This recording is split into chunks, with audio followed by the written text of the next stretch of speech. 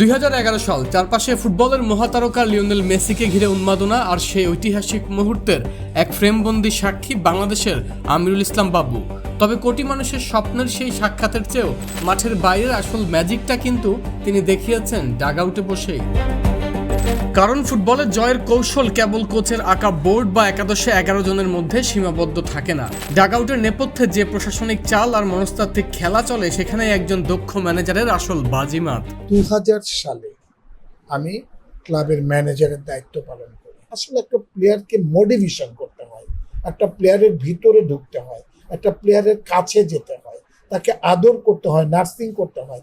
আসলে ম্যানেজ করাটাই হচ্ছে ম্যানেজার। আমি ন্যাশনাল টিম ম্যানেজমেন্ট কমিটিতে আছি, আমি মেয়েদের টিমের সঙ্গে আছি, আমি ফুটবল ফেডারেশনের এক্সিকিউটিভ কমিটিতে দীর্ঘদিন যাবত আছি।